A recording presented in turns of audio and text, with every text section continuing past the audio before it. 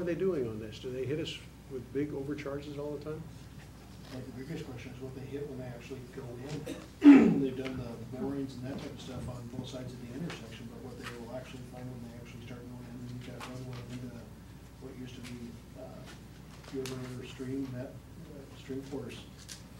Okay. I think that would be their biggest problem on overruns, because they're gonna have everything opened up anyway. It's just how deep Right. they've gotta go for our utility. I would say that the level of risk is no more than the level of risk that we enjoy in our own projects when we go in with an engineer's estimate, go out to bid, and then actually get in there and start digging and find issues.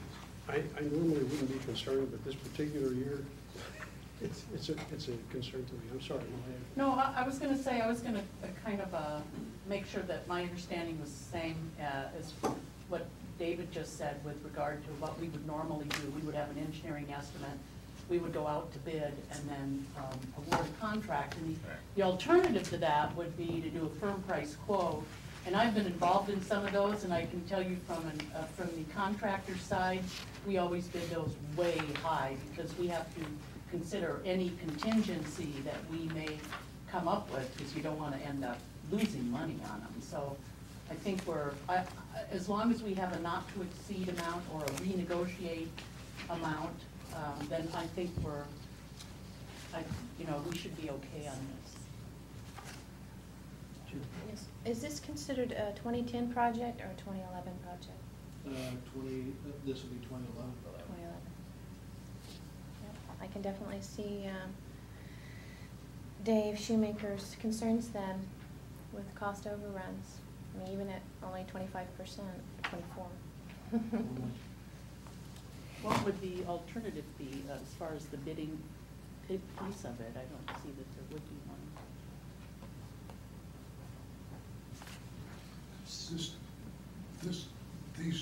These numbers are small enough, we don't have to go out to a competitive bid, correct? I think with the agreement that, the way it's read, they are gonna go out to competitive bid. Okay. Oh, that's good. Yeah, this is going to be a Department of Transportation project. Ah, This is happening in the state, right? Yes, I understand. So if we don't do this now and growth occurs later, it's possible that we'd be foreclosed from doing this work at this cost. We might have to bore underneath. Probably we would not be allowed to have a right of way tariff what they had just constructed. So it's to do it now at this price with some risk, understood, or probably bore later. Right, so we've got a 12-inch ductile iron line that'll go through there, and then a 24-inch casing as well. So there would be an opportunity maybe to slip some cable through or something like that later as well. So definitely needed for the future. Yes. And I'd be a lot more comfortable if this were our project and we were managing it. WashDOT doesn't impress me as being a great project manager. We have no option. It's their right of way. So if we need it, I understand. we got to get them to do it for us. I understand. Are there any questions? Jim, any different comments for 15-19? No. I want to make sure, let's remind everybody around the table that when the public comes to listen to us, let's all speak up so they can hear us in the background.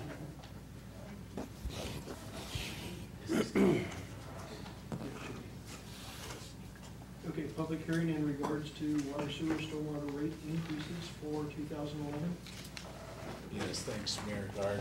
The next Public Works agenda item is to set a public hearing on November 15th for rate increases. And some weeks ago, FCS presented the utility rate study. And I believe all of you should have that in your packet. And we are passing out the final report as well. We just got that today and we printed it off. And Jennifer is passing out this presentation if you'd like to follow along. There were a few questions that came up, and we'd just like to follow up on those questions from FCS rate presentation.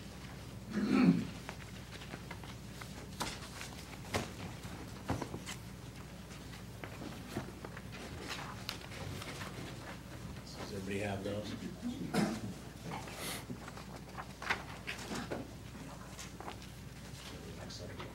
Yeah, go to the next slide, please. So I was just going to, I hope this mic is picking up my voice.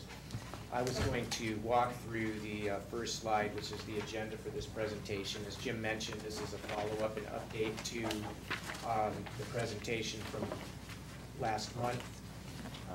We will try to answer specifically questions that the council had, as well as clarify and reiterate some of the information that we think would be helpful as you move into a hearing next week and hear from the public on these proposed rate increases. The first item is a summary of the underlying principles that are forming the basis for the study. And when Jim gets to those, he'll comment that they are elaborated in great detail in the actual report. So we'll be able to have that and look at that. We'll talk about what are the costs that are driving the need for these rates. We'll break those down into their component parts. Similar to what the consultant did on October 11th, but we'll reiterate that and discuss it maybe in a little bit different way. We'll talk about the operating forecast for the 3 utilities and give you a feel for what rate increases are necessary for the different components of that. We'll talk about some of the regulatory and financial circumstances that are at play.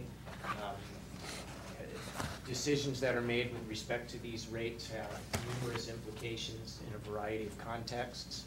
And so we'll discuss what some of those implications are for you. We'll cover once more that Lane versus Seattle decision and this notion that ratepayers in the water utility cannot subsidize the cost of providing fire protection services in the water system. And we'll walk through again what's become one of the preferred, if not the preferred method for municipalities to handle that with respect to the use of a utility tax. We will go over the comparisons again. We've updated those comparisons because now we have information on what other communities are doing next year. And so we'll show you where our current rates sit and where our proposed rates would sit relative to the other communities in the area. And then, as was requested as well, we have examples of hypothetical or average impact to 3 categories of user, so that you can get a feel for what the dollar amount would be on a monthly or bi-monthly basis. So with that, and we have multiple people that will be participating in the presentation. Jim and Arjun and Jen and myself will be covering different parts of it as we go through. So with that, I'll turn it over to Jim. So we talk about principles, and as David said, these are mentioned in detail in the final report. So we have the final reports printed out for you to look at your leisure. But I just quickly go through these. The first one is to promote the financial integrity and stability of the utilities in perpetuity.